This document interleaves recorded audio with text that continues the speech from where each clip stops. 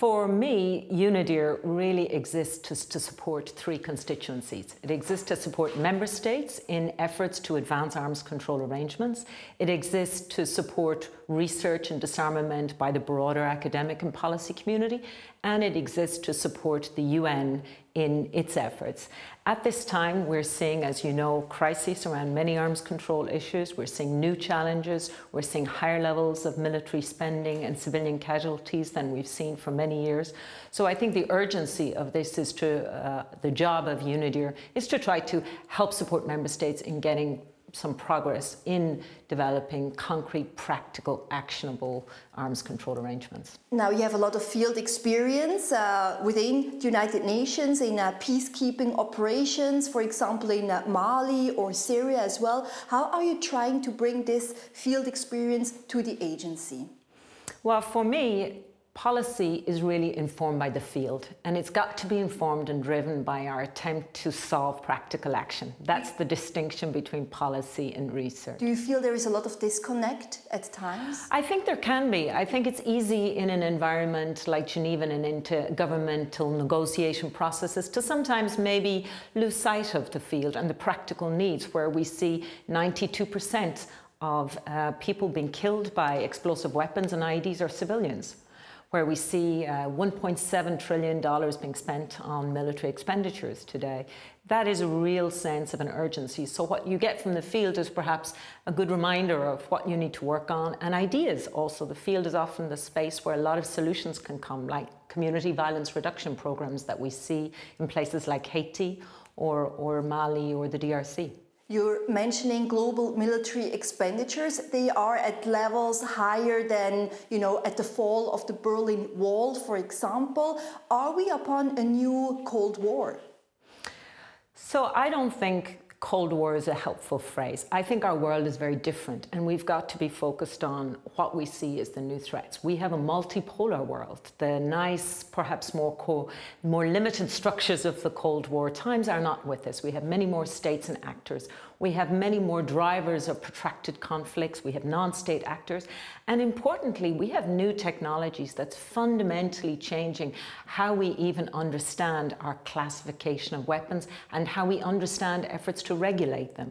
What is alarming is that the processes of dialogue that underpinned security and stability for much of the Cold War seem to be not having the same priority as in the Cold War. And a lot of people say, oh, we need better confidence and trust in order to proceed with arms control. What we in UNIDIR and in the UN say is it's precisely when we don't have that trust and confidence that we need to think about engaging in dialogue to help create a more predictable and stable world. And the big problem is also that the high military spending is basically taking away money from the fight against climate change and, the sustainable development efforts. Well, I think it's interesting that 7 of the top 10 military expenditures in terms of proportion of GDP come from the Middle East. And that is one of the most unstable regions of the world, as you know, with few regional security mechanisms in place. So the potential for escalation, the potential for risk, the potential misunderstanding becomes even higher when you have a wide availability of such weapons.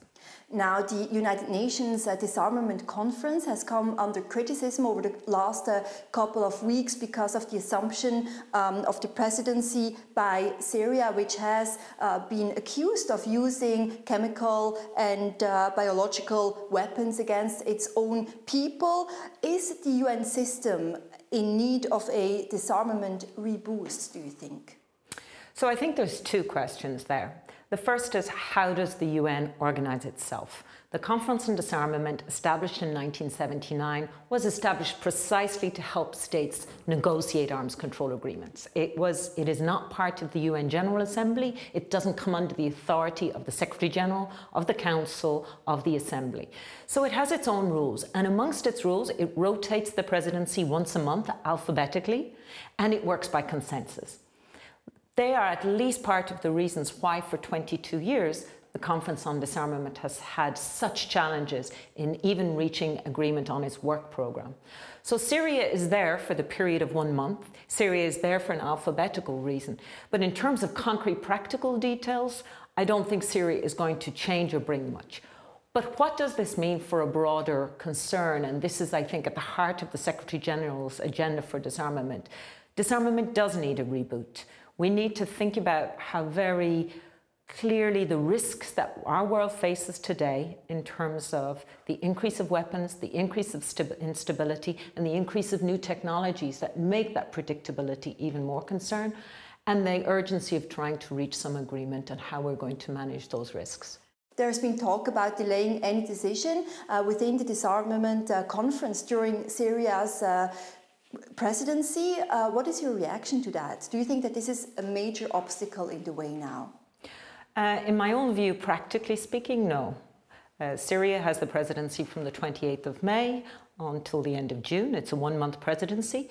During that time, the Conference on Disarmament has, after 22 years, begun some gradual work, and it is in discussions in 5 subsidiary groups. Those groups are progressing. There are no decisions on the table that are required to be taken. So, practically speaking, there are no consensus decisions that are required before and during this period. Recently, the UN Secretary General Antonio Guterres, he launched a disarmament agenda here in Geneva. Are you optimistic about his approach, and do you think that things will change? Well, first, I think it's very courageous and innovative of the Secretary General to launch an agenda for disarmament. If you look back at previous Secretary Generals, there's no Secretary General that has launched a single disarmament-focused agenda of the specificity and the breadth of this. And I think this tells us how urgent the situation is. The Secretary General is concerned at the lack of dialogue and ongoing discussions in arms discussions, particularly in the nuclear arms race. For the first time, the 2 major nuclear weapon states, Russia and China, are not currently in negotiations. That is very significant. We've seen processes at the multilateral level stalling. We've seen the Non-Proliferation Treaty in 2015 not reach an agreement, not being able to reach a consensus, and now we have, in 5 years' time, every 5 years they meet, 2020, we have a major desire and need to try to keep the Non-Proliferation Treaty in place.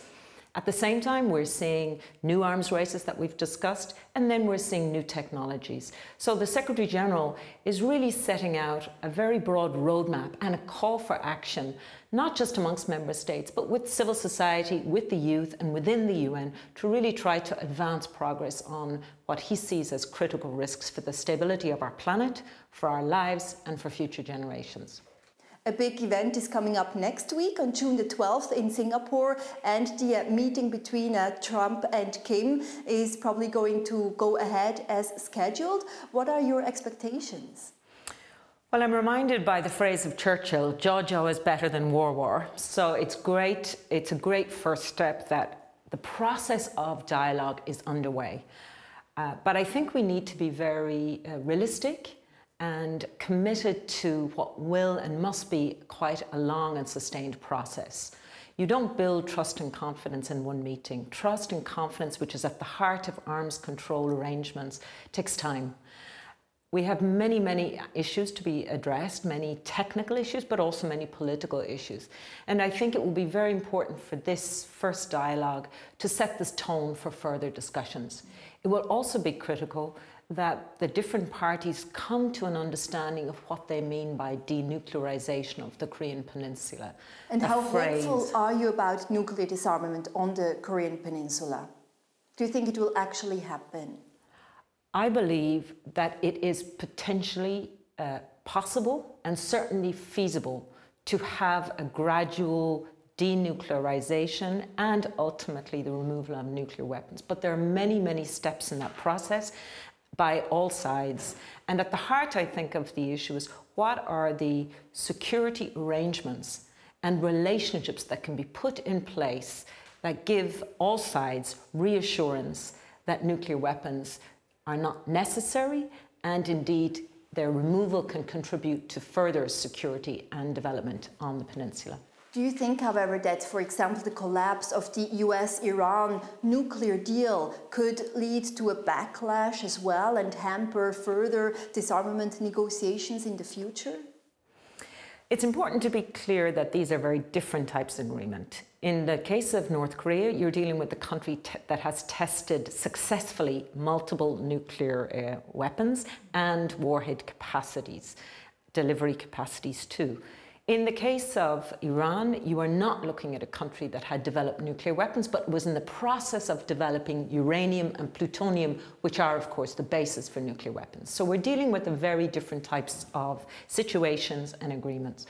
It is the case, however, and you are absolutely right, that multilaterally, painstakingly negotiated, very highly detailed and technical arrangements, when those break down, it sends important shudders through the international community as to what types of multilateral frameworks will work and how can we be sure that we retain the commitments of them.